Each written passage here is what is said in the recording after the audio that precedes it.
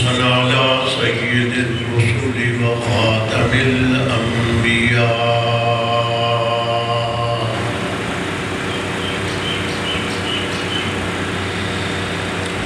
اللهم صل على سيدنا ومولانا محمد وعلى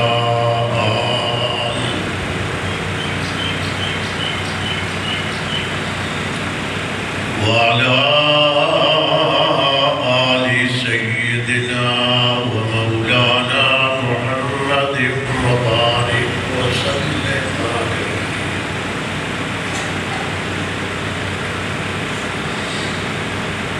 ما بعد فأعوذ بالله من الشيطان الرجيم.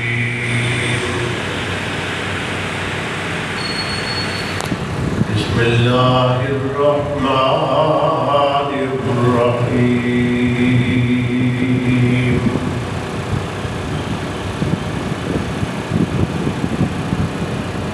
سبحان الذي أسرى بعبده ليلا من المسجد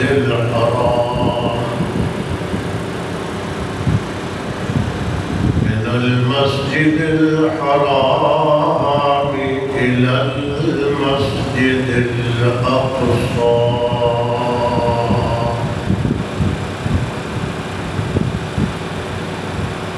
قال الله تبارك وتعالى في مقام آخر ولا تقولوا لمن يقتل في سبيل الله أموات بل أحياء ولكن لا تشعرون.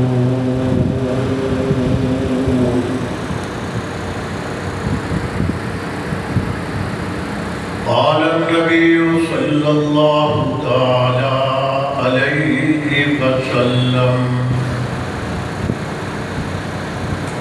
لكل نبي رفيق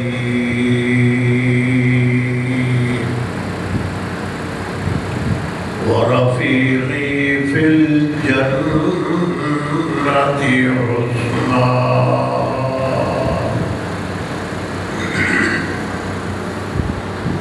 صدق الله وصدق رسوله النبي الكريم.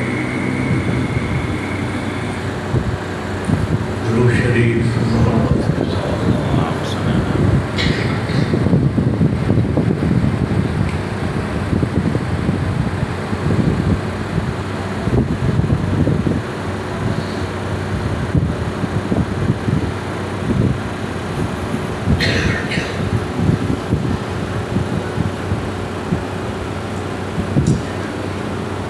انتہائی واجب الاحترام میرے بزرگوں، دوستوں، بھائیوں،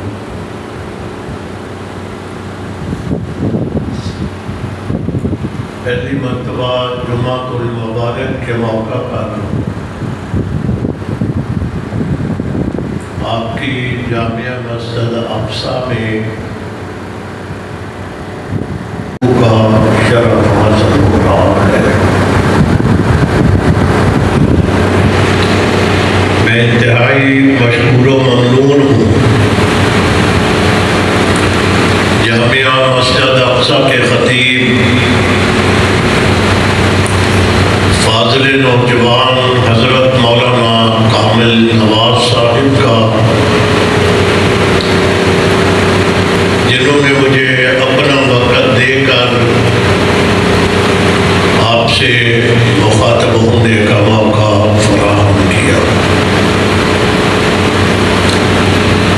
انتہائی مشکور و ممنون ہوں انتہائی قابل شد احترام بزرگ ہمارے بھائی حضرت مولانا مسعود الحسنین صاحب کا، جو پہلے بھی ہمیشہ محبت شفقت فرماتے رہتے ہیں. رات سے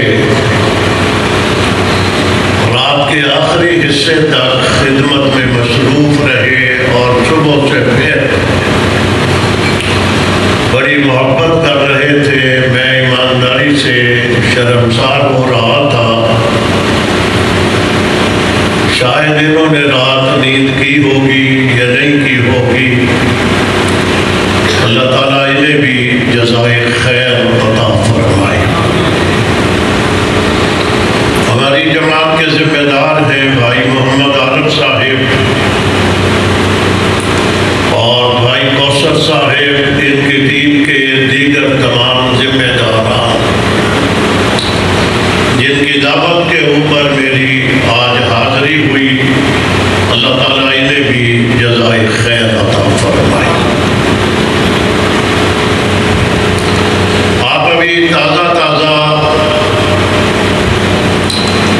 جانوروں کی قربانیوں سے فارغ ہوئے ہوں گے۔ قربانی کا جذبہ آپ کے اندر امٹ کر کے آیا ہوا ہوگا۔ آپ نے جناب ابراہیم خلیل اللہ،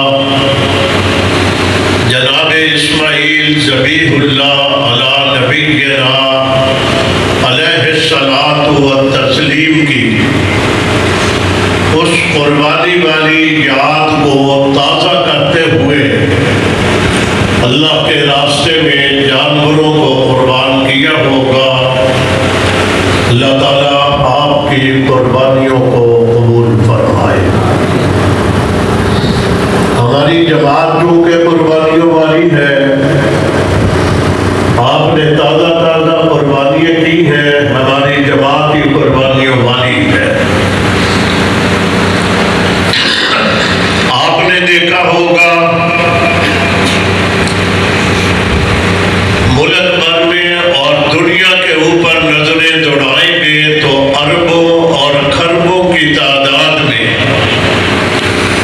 اللہ کے راستے میں جانور قربان کیے گئے ہوں گے۔ میں نے کل سفر شروع کیا، روڈ پہ آیا، مجھے بکریوں کے ریوڑ بھی نظر آئے، مجھے دمبے اور چھترے کے ریوڑ بھی نظر آئے، مجھے اونٹ بھی راستے میں نظر آئے۔ میں نے ان کو دیکھ کر بڑے تعجب کے انداز میں کہا کہ اتنی بڑی تعداد میں جانور ذبح ہو گئے، مگر بکروں کا ریوڑ بھی باقی ہے، دمبے کا ریوڑ بھی باقی ہے، گائے اور بیل کا ریوڑ بھی باقی ہے، اونٹ کا ریوڑ بھی باقی ہے۔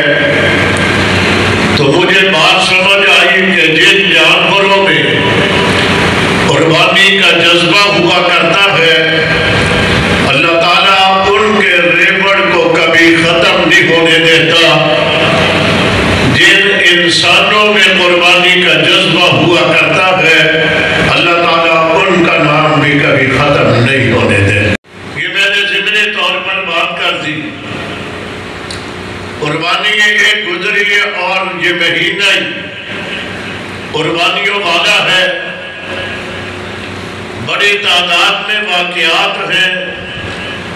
سال کا اختتام بھی قربانی پر ہے اور نئے سال کا آغاز ہوگا، اس کا آغاز بھی قربانی پر ہوگا۔ اختتام میں 2 دن کے بعد آنے والی تاریخ ہے جس میں خلیفۃ المسلمین امیر المومنین خلیفہ ثالث نبی کے دور داماد امام مظلوم سیدنا حضرت عثمان غنی رضی اللہ تعالی عنہ کی شہادت کا تاریخ ساز واقعہ رونما ہوا تھا۔ وہ 18 ذی الحجہ کی تاریخ 2 دن کے بعد آنے والی ہے، اور آج آپ خبریں سن کر کے آ رہے ہوں گے وہ ظالم اور بدبخت جو تقریباً 2.25 سال سے فلسطین کے اوپر حملے کر کے وہاں کے مسلمانوں کو شہید کر رہا تھا، جب اس کا راستہ نہ روکا گیا، آج اس نے ایک اور بڑا حملہ ایران کے اوپر کر دیا جس سے بڑا نقصان ہوا ہے۔ میں نے اس انداز میں نہیں، میں اپنے انداز میں، نظریات کا اختلاف اپنی جگہ پر، مگر میں ایران کو دیکھتا ہوں، اسے فتح کیا تھا مراد رسول سیدنا حضرت فاروق اعظم عمر بن خطاب رضی اللہ تعالی عنہ نے، اور پھر اس کو فتح کیا تھا سیدنا حضرت عثمان غنی رضی اللہ تعالی عنہ نے۔ میں اس نسبت سے بات کر رہا ہوں، اس ملک کے اوپر اسرائیل نے حملہ کر دیا، اور اب بھی اگر باقی لوگ بیدار نہیں ہوں گے تو وہ آگے بڑھتا جائے گا۔ کل وہ حملہ پاکستان میں بھی ہو سکتا ہے، کسی اور کے اوپر بھی ہو سکتا ہے، اس لیے اس بدمعاش کا راستہ روکنے کے لیے ملت اسلامیہ کو ایک ہونا ضروری ہے۔ انتہائی بات کو لکھتا ہوں،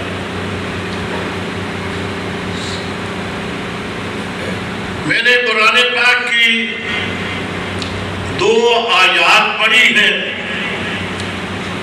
میں نے آتے ہی قاری صاحب سے پوچھا مسجد کا نام کیا، تو انہوں نے بتلایا مسجد اقصی۔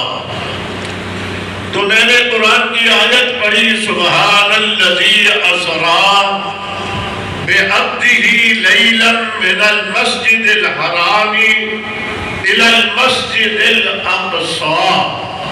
نبی کے ایک مقدس پاکیزہ سفر کا تذکرہ ہے جو اللہ کے نبی نے مسجد حرام سے شروع کیا تھا، اور مسجد اقصی اس سفر کی پہلی منزل تھی جہاں 1,24,000 نبیوں کو پروردگار نے لا کر کے کھڑا کر دیا تھا، اور ان نبیوں نے ہمارے نبی کے آنے پر ان کا استقبال کیا تھا، اور ہمارے نبی کی ابتدا میں نماز ادا کر کے اپنے لیے اعزاز حاصل کیا تھا، اور پروردگار نے ہمارے نبی کو امام الانبیاء بنا دیا تھا۔ جمعے میں سبحان اللہ کہنے کی اجازت ہے، نعرہ لگائیں نہ لگائیں اپنی جگہ پر، مگر جمعے میں سبحان اللہ کہنے کی اجازت ہے۔ مولانا صاحب بیٹھے ہیں، اس کے اوپر کوئی پابندی نہیں ہوتی، اور نہ ہی سبحان اللہ کہنے کے اوپر آپ کے اوپر کوئی FIR ہونی ہے، نہ ہی سبحان اللہ کہنے کے اوپر آپ کو کسی نے پوچھنا ہے۔ آپ کہیں گے اللہ آپ سے راضی ہو جائیں گے۔ اور گرمی کا بڑا شدید موسم ہے، اس گرمی کے موسم میں سائے کی ضرورت ہوتی ہے۔ گورنمنٹ آپ کو کہتی ہے ایک ایک درخت لگائے، آپ لگاتے ہیں یا نہیں لگاتے، آپ کو سائے کی ضرورت ہوتی ہے۔ اللہ کے نبی نے فرما دیا تم زبان سے ایک مرتبہ سبحان اللہ کہہ دو، جنت میں ایک درخت لگ جاتا ہے، جنت میں لگنا ہے، اور تم نے کہنا ہے جنت میں درخت لگنا ہے۔ پھر کل قیامت کا دن آئے گا انشاءاللہ، اور جنت کے درختوں کے سائے کے نیچے آپ ہوں گے۔ میں اس جنتی کی بات بھی آپ سے کر دوں جس کا میں نے تذکرہ کرنا ہے، جس کی شہادت کے دن قریب کے لیے آئے، آپ سے کوئی پوچھے یہ نماز پڑھنے کے لیے کیوں آئے، تو آپ کا جواب ہوگا اللہ کو راضی کرنا چاہتے ہیں۔ اللہ کو کیوں راضی کرنا چاہتے ہیں؟ آپ کا جواب ہوگا رب راضی ہو گیا تو جنت مل جائے گی۔ اس امید کے اوپر آپ اعمال کرتے ہیں، اس امید کے اوپر آپ نے قربانیاں کی ہے، اس امید کے اوپر لاکھوں کی تعداد میں لوگوں نے حج کیے ہیں، بیت اللہ کے طواف کیے ہیں، مگر میں آپ کو وہ جنتی دکھاؤں جس کو اللہ کے نبی نے زندگی میں بتلا دیا، یہ جنتی ہے جس کا نام عثمان غنی ہے۔ مولانا صاحب میرے سامنے موجود ہے، تعریف فرمائیں گے۔ ایک موقع کے اوپر نہیں، کئی موقعوں کے اوپر حضرت عثمان غنی کو جنتی ہونے کی بشارت سنا دی، تو پھر اللہ کے نبی کا ایک اور فرمان ہے، المرء مع من احبا، دنیا میں جس کے ساتھ محبت کرو گے کل تمہارا حشر اسی کے ساتھ ہوگا۔ تو جب جنتیوں کے ساتھ ہم محبت کریں گے ہمارا حشر کس کے ساتھ ہوگا؟ حکیم الاسلام حضرت مولانا قاری محمد طیب صاحب رحمت اللہ تعالی علیہ محتمل دارالعلوم دیوبند، انہوں نے ایک کتاب لکھی، چھوٹا سا کتابچہ جو میں نے طالب علمی کے دور میں پڑھا ہوا ہے، کم از کم آج سے 50 سال پہلے میں نے اس وقت وہ چھوٹا سا کتابچہ پڑھا جس کا نام ہے نجوم ہدایت۔ اس کتابچے کے اوپر یہی حدیث لکھی ہوئی ہے، اصحابی کالنجوم بِأَيِّهِمْ اقتدیتم اہتدیتم، اور نام اس کا نجوم ہدایت رکھا، ہدایت کے چمکتے ہوئے ستارے، اور آگے اس کے ابتدا میں حضرت نے لکھا آج کے دور میں کوئی مسلمان کوئی اچھا عمل کر رہا ہے، اس کو عمل کرتے ہوئے کسی نے دیکھا اور دیکھ کر کے اس نے پوچھا یہ عمل تو کیوں کرتا ہے؟ اس نے بول کر کے کہا یہ فلاں صحابی کا عمل ہے۔ اس نے صحابی کا نام لے دیا تو نبی کے فرمان کے مطابق یہ کہہ کر کے اقتدیتم، اس نے اس صحابی کی اقتداء کر لی، اور اقتداء کرنے کی وجہ سے اہتدیتم، یہ ہدایت یافتہ بن گیا، اور جو ہدایت یافتہ بن گیا وہ سیدھا جنت میں جائے گا۔ میں جنت والی باتیں آپ نیک لوگ ہیں، آپ نے لاکھوں روپیہ خرچ کر کے اللہ کے راستے میں جانور قربان کیے ہیں،